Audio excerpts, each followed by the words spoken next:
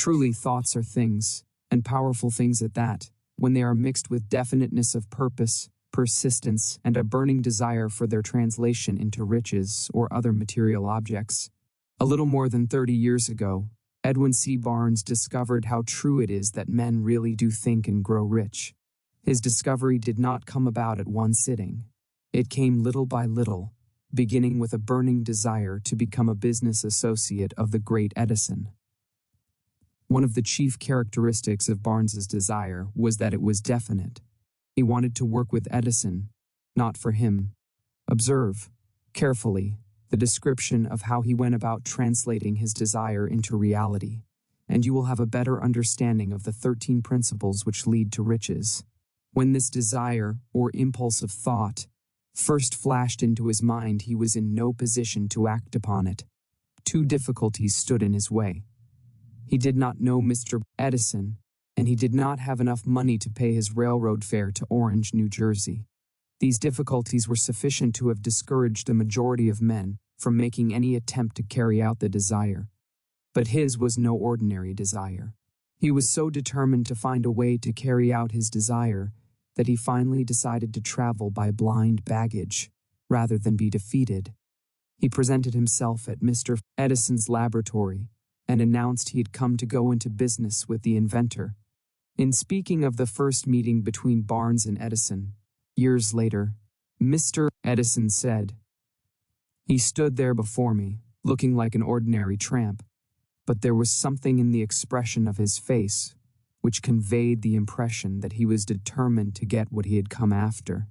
I had learned, from years of experience with men, that when a man really desires a thing so deeply that he is willing to stake his entire future on a single turn of the wheel in order to get it, he is sure to win. I gave him the opportunity he asked for, because I saw he had made up his mind to stand by until he succeeded. Subsequent events proved that no mistake was made. If the significance of this statement could be conveyed to every person who reads it, there would be no need for the remainder of this book." Barnes did not get his partnership with Edison on his first interview. He did get a chance to work in the Edison offices at a very nominal wage, doing work that was unimportant to Edison, but most important to Barnes, because it gave him an opportunity to display his merchandise where his intended partner could see it. Months went by. Apparently nothing happened to bring the coveted goal which Barnes had set up in his mind as his definite major purpose. But something important was happening in Barnes's mind. He was constantly intensifying his desire to become the business associate of Edison. Psychologists have correctly said that when one is truly ready for a thing, it puts in its appearance. Barnes was ready for a business association with Edison. Moreover, he was determined to remain ready until he got that which he was seeking. He did not say to himself, "Ah well, what's the use? I guess I'll change my mind and try for a salesman's job." But he did say, "I came here to go into business with Edison, and I'll accomplish this end if it takes the remainder of my life." He meant it. What a different story men would have to tell if only they would adopt a definite purpose and stand by that purpose until it had time to become an all-consuming obsession. Maybe young Barnes did not know it at the time, but his bulldog determination, his persistence in standing back of a single desire, was destined to mow down all opposition and bring him the opportunity he was seeking. When the opportunity came, it appeared in a different form, and from a different direction than Barnes had expected. That is one of the tricks of opportunity. It has a sly habit of slipping in by the back door, and often it comes disguised in the form of misfortune or temporary defeat. Perhaps this is why so many fail to recognize opportunity. Mr. Edison had just perfected a new office device known at that time as the Edison dictating machine. His salesmen were not enthusiastic over the machine. They did not believe it could be sold without great effort. Barnes saw his opportunity. It had crawled in quietly, hidden in a queer-looking machine which interested no one but Barnes and the inventor. Barnes knew he could sell the Edison dictating machine. He suggested this to Edison and promptly got his chance. He did sell the machine. In fact, he sold it so successfully that Edison gave him a contract to distribute and market it all over the nation. Out of that business association grew the slogan, made by Edison and installed by Barnes. The business alliance has been in operation for more than 30 years. Out of it, Barnes has made himself rich in money, but he has done something infinitely greater. He has proved that one really may think and grow rich. How much actual cash that original desire of Barnes's has been worth to him, I have no way of knowing. Perhaps it has brought him $2 or $3 million, but the amount, whatever it is, becomes insignificant when compared with the greater asset he acquired in the form of definite knowledge that an intangible impulse of thought can be transmuted into its physical counterpart by the application of known principles. Barnes literally thought himself into a partnership with the great Edison. He thought himself into a fortune. He had nothing to start with, except the capacity to know what he wanted and the determination to stand by that desire until he realized it. He had no money to begin with. He had but little education. He had no influence. But he did have initiative, faith, and the will to win. With these intangible forces, he made himself #1 man with the greatest inventor who ever lived. Now let us look at a different situation and study a man who had plenty of tangible evidence of riches, but lost it because he stopped 3 feet short of the goal he was seeking. 3 feet from gold. One of the most common causes of failure is the habit of quitting when one is overtaken by temporary defeat. Every person is guilty of this mistake at one time or another. An uncle of R.U. Darby was caught by the gold fever in the gold rush days and went west to dig and grow rich. He had never heard that more gold has been mined from the brains of men than has ever been taken from the earth. He staked a claim and went to work with pick and shovel. The going was hard, but his lust for gold was definite. After weeks of labor, he was rewarded by the discovery of the shining ore. He needed machinery to bring the ore to the surface. Quietly, he covered up the mine, retraced his footsteps to his home in Williamsburg, Maryland, told his relatives and a few neighbors of the strike. They got together money for the needed machinery, had it shipped. The uncle and Darby went back to work the mine. The first car of ore was mined and shipped to a smelter. The returns proved they had one of the richest mines in Colorado. A few more cars of that ore would clear the debts. Then would come the big killing and profits. Down went the drills. Up went the hopes of Darby and Uncle. Then something happened. The vein of gold ore disappeared. They had come to the end of the rainbow, and the pot of gold was no longer there. They drilled on, desperately trying to pick up the vein again, all to no avail. Finally, they decided to quit. They sold the machinery to a junk man for a few $100s and took the train back home. Some junk men are dumb, but not this one. He called in a mining engineer to look at the mine and do a little calculating. The engineer advised that the project had failed because the owners were not familiar with fault lines. His calculations showed that the vein would be found just 3 feet from where the Darbys had stopped drilling. That is exactly where it was found. The junk man took millions of dollars in ore from the mine because he knew enough to seek expert counsel before giving up. Most of the money which went into the machinery was procured through the efforts of R.U. Darby, who was then a very young man. The money came from his relatives and neighbors because of their faith in him. He paid back every dollar of it, although he was years in doing so. Long afterward, Mr. Darby recouped his loss many times over, when he made the discovery that desire can be transmuted into gold. The discovery came after he went into the business of selling life insurance. Remembering that he lost a huge fortune because he stopped 3 feet from gold, Darby profited by the experience in his chosen work by the simple method of saying to himself, I stopped 3 feet from gold, but I will never stop because men say no when I ask them to buy insurance.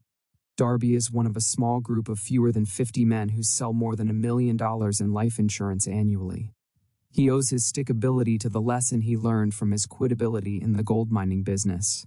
Before success comes in any man's life, he is sure to meet with much temporary defeat, and perhaps some failure. When defeat overtakes a man, the easiest and most logical thing to do is to quit. That is exactly what the majority of men do. More than 500 of the most successful men this country has ever known told the author their greatest success came just one step beyond the point at which defeat had overtaken them. Failure is a trickster with a keen sense of irony and cunning. It takes great delight in tripping one when success is almost within reach. A 50-cent lesson in persistence.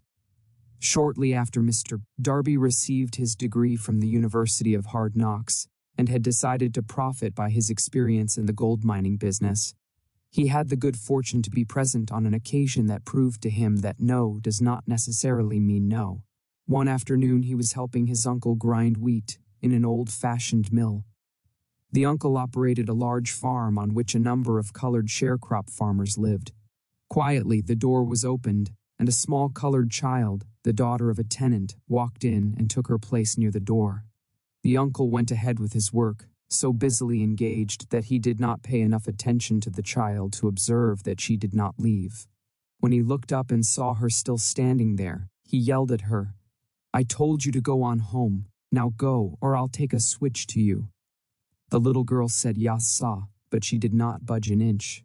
The uncle dropped a sack of grain he was about to pour into the mill hopper, picked up a barrel stave, and started toward the child with an expression on his face that indicated trouble.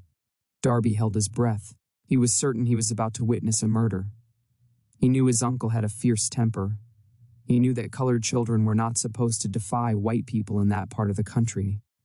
When the uncle reached the spot where the child was standing, she quickly stepped forward one step, looked up into his eyes, and screamed at the top of her shrill voice, "My mammy's gotta have that 50 cents. The uncle stopped, looked at her for a minute, then slowly laid the barrel stave on the floor, put his hand in his pocket, took out $50, and gave it to her. The child took the money and slowly backed toward the door, never taking her eyes off the man whom she had just conquered. After she had gone, the uncle sat down on a box and looked out the window into space for more than 10 minutes. He was pondering, with awe, over the whipping he had just taken. Mr. Darby, too, was doing some thinking. That was the first time in all his experience that he had seen a colored child deliberately master an adult white person. How did she do it? What happened to his uncle that caused him to lose his fierceness and become as docile as a lamb? What strange power did this child use that made her master over her superior? These and other similar questions flashed into Darby's mind, but he did not find the answer until years later, when he told me the story. Strangely, the story of this unusual experience was told to the author in the old mill, on the very spot where the uncle took his whipping. Strangely, too, I had devoted nearly a quarter of a century to the study of the power which enabled an ignorant, illiterate colored child to conquer an intelligent man. As we stood there in that musty old mill, Mr. Darby repeated the story of the unusual conquest, and finished by asking, "What can you make of it? What strange power did that child use that so completely whipped my uncle?" The answer to his question will be found in the principles described in this book. The answer is full and complete. It contains details and instructions sufficient to enable anyone to understand and apply the same force which the little child accidentally stumbled upon. Keep your mind alert, and you will observe exactly what strange power came to the rescue of the child. You will catch a glimpse of this power in the next chapter. Somewhere in the book you will find an idea that will quicken your receptive powers and place at your command, for your own benefit, this same irresistible power. The awareness of this power may come to you in the first chapter, or it may flash into your mind in some subsequent chapter. It may come in the form of a single idea, or it may come in the nature of a plan or a purpose. Again, it may cause you to go back into your past experiences of failure or defeat and bring to the surface some lesson by which you can regain all that you lost through defeat. After I had described to Mr. Used by the little colored child, he quickly retraced his 30 years of experience as a life insurance salesman, and frankly acknowledged that his success in that field was due, in no small Darby the power unwittingly degree, to the lesson he had learned from the child. Mr. Darby pointed out, every time a prospect tried to bow me out without buying, I saw that child standing there in the old mill, her big eyes glaring in defiance, and I said to myself, I've got to make this sale. The better portion of all sales I have made, were made after people had said no. He recalled, too, his mistake in having stopped only 3 feet from gold, but, he said, that experience was a blessing in disguise. It taught me to keep on keeping on, no matter how hard the going may be, a lesson I needed to learn before I could succeed in anything. This story of Mr. Darby and his uncle, the colored child and the gold mine, doubtless will be read by hundreds of men who make their living by selling life insurance. And to all of these, the author wishes to offer the suggestion that Darby owes to these 2 experiences his ability to sell more than $1 million of life insurance every year. Life is strange and often imponderable. Both the successes and the failures have their roots in simple experiences. Mr. Darby's experiences were commonplace and simple enough, yet they held the answer to his destiny in life. Therefore, they were as important as life itself. He profited by these 2 dramatic experiences because he analyzed them and found the lesson they taught. But what of the man who has neither the time nor the inclination to study failure in search of knowledge that may lead to success? Where and how is he to learn the art of converting defeat into stepping stones to opportunity? In answer to these questions, this book was written. The answer called for a description of 13 principles. But remember, as you read, the answer you may be seeking to the questions which have caused you to ponder over the strangeness of life may be found in your own mind through some idea, plan, or purpose which may spring into your mind as you read. One sound idea is all that one needs to achieve success. The principles described in this book contain the best and the most practical of all that is known concerning ways and means of creating useful ideas. Before we go any further in our approach to the description of these principles, we believe you are entitled to receive this important suggestion. When riches begin to come, they come so quickly, in such great abundance, that one wonders where they have been hiding during all those lean years. This is an astounding statement, and all the more so when we take into consideration the popular belief that riches come only to those who work hard and long. When you begin to think and grow rich, you will observe that riches begin with a state of mind, with definiteness of purpose, with little or no hard work. You, and every other person, ought to be interested in knowing how to acquire that state of mind, which will attract riches. I spent 25 years in research, analyzing more than 25,000 people, because I too wanted to know how wealthy men become that way. Without that research, this book could not have been written. Here take notice of a very significant truth, viz., the business depression started in 1929 and continued on to an all-time record of destruction until sometime after President Roosevelt entered office. Then the depression began to fade into nothingness. Just as an electrician in a theater raises the lights so gradually that darkness is transmuted into light before you realize it, so did the spell of fear in the minds of the people gradually fade away and become faith.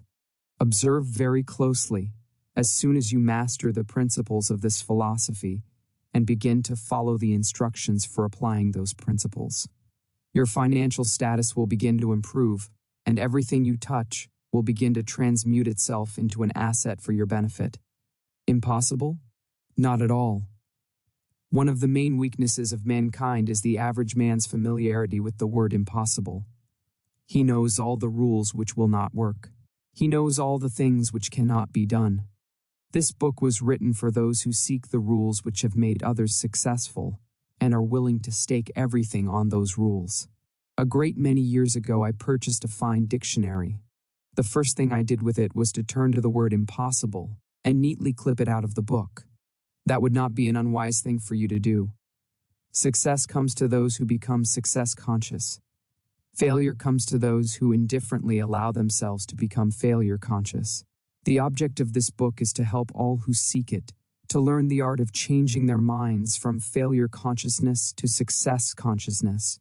Another weakness found in altogether too many people is the habit of measuring everything and everyone by their own impressions and beliefs. Some who will read this will believe that no one can think and grow rich.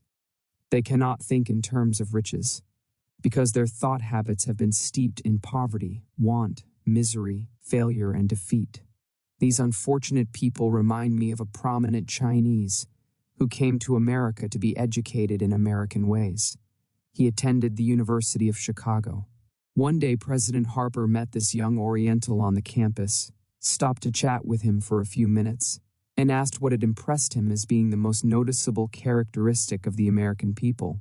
"Why," the Chinaman exclaimed, "the queer slant of your eyes. Your eyes are off slant. What do we say about the Chinese? We refuse to believe that which we do not understand. We foolishly believe that our own limitations are the proper measure of limitations. Sure, the other fellow's eyes are off slant, because they are not the same as our own." Millions of people look at the achievements of Henry Ford after he has arrived and envy him because of his good fortune, or luck, or genius, or whatever it is that they credit for Ford's fortune. Perhaps one person in every 100,000 knows the secret of Ford's success, and those who do know are too modest or too reluctant to speak of it. Because of its simplicity, a single transaction will illustrate the secret perfectly. A few years back, Ford decided to produce his now famous V8 motor. He chose to build an engine with the entire 8 cylinders cast in one block, and instructed his engineers to produce a design for the engine. The design was placed on paper, but the engineers agreed to a man that it was simply impossible to cast an 8-cylinder gas engine block in one piece. Ford said, "Produce it anyway." "But," they replied, "it's impossible." "Go ahead," Ford commanded, "and stay on the job until you succeed, no matter how much time is required." The engineers went ahead. There was nothing else for them to do if they were to remain on the Ford staff. 6 months went by, nothing happened. Another 6 months passed, and still nothing happened. The engineers tried every conceivable plan to carry out the orders, but the thing seemed out of the question, impossible. At the end of the year, Ford checked with his engineers, and again they informed him they had found no way to carry out his orders. "Go right ahead," said Ford. "I want it, and I'll have it." They went ahead, and then, as if by a stroke of magic, the secret was discovered. The Ford determination had won once more. This story may not be described with minute accuracy, but the sum and substance of it is correct. Deduce from it, you who wish to think and grow rich, the secret of the Ford millions if you can. You'll not have to look very far. Henry Ford is a success because he understands and applies the principles of success. One of these is desire, knowing what one wants. Remember this Ford story as you read, and pick out the lines in which the secret of his stupendous achievement have been described. If you can do this, if you can lay your finger on the particular group of principles which made Henry Ford rich, you can equal his achievements in almost any calling for which you are suited. You are the master of your fate, the captain of your soul, because, when Henley wrote the prophetic lines, "I am the master of my fate, I am the captain of my soul," he should have informed us that we are the masters of our fate, the captains of our souls, because we have the power to control our thoughts. He should have told us that the ether in which this little earth floats, in which we move and have our being, is a form of energy moving at an inconceivably high rate of vibration, and that the ether is filled with a form of universal power which adapts itself to the nature of the thoughts we hold in our minds and influences us in natural ways to transmute our thoughts into their physical equivalent. If the poet had told us of this great truth, we would know why it is that we are the masters of our fate, the captains of our souls. He should have told us with great emphasis that this power makes no attempt to discriminate between destructive thoughts and constructive thoughts, that it will urge us to translate into physical reality thoughts of poverty, just as quickly as it will influence us to act upon thoughts of riches. He should have told us, too, that our brains become magnetized with the dominating thoughts which we hold in our minds, and by means with which no man is familiar, these magnets attract to us the forces, the people, the circumstances of life which harmonize with the nature of our dominating thoughts. He should have told us that before we can accumulate riches in great abundance, we must magnetize our minds with intense desire for riches, that we must become money conscious, until the desire for money drives us to create definite plans for acquiring it. But being a poet and not a philosopher, Henley contented himself by stating a great truth in poetic form, leaving those who followed him to interpret the philosophical meaning of his lines. Little by little, the truth has unfolded itself, until it now appears certain that the principles described in this book hold the secret of mastery over our economic fate. We are now ready to examine the first of these principles. Maintain a spirit of open-mindedness, and remember as you read, they are the invention of no one man. The principles were gathered from the life experiences of more than 500 men who actually accumulated riches in huge amounts, men who began in poverty, with but little education, without influence. The principles worked for these men. You can put them to work for your own enduring benefit. You will find it easy, not hard to do. Before you read the next chapter, I want you to know that it conveys factual information which might easily change your entire financial destiny, as it has so definitely brought changes of stupendous proportions to two people described. I want you to know also that the relationship between these two men and myself is such that I could have taken no liberties with the facts, even if I had wished to do so. One of them has been my closest personal friend for almost 25 years, the other is my own son. The unusual success of these two men, success which they generously accredit to the principle described in the next chapter, more than justifies this personal reference as a means of emphasizing the far-flung power of this principle. Almost 15 years ago, I delivered the commencement address at Salem College, Salem, West Virginia.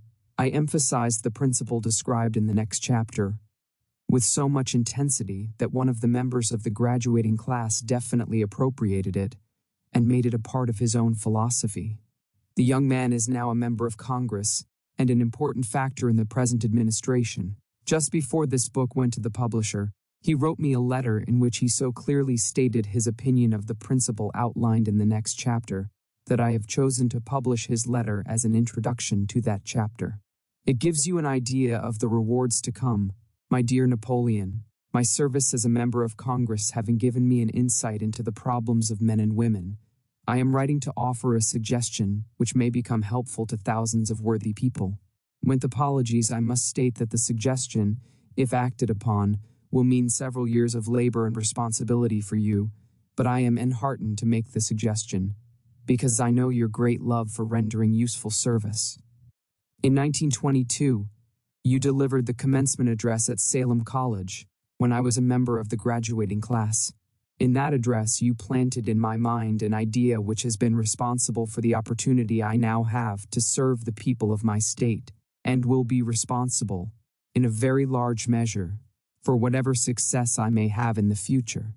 The suggestion I have in mind is that you put into a book the sum and substance of the address you delivered at Salem College, and in that way give the people of America an opportunity to profit by your many years of experience and association with the men who, by their greatness, have made America the richest nation on earth. I recall, as though it were yesterday, the marvelous description you gave of the method by which Henry Ford, with but little schooling, without a dollar, with no influential friends, rose to great heights.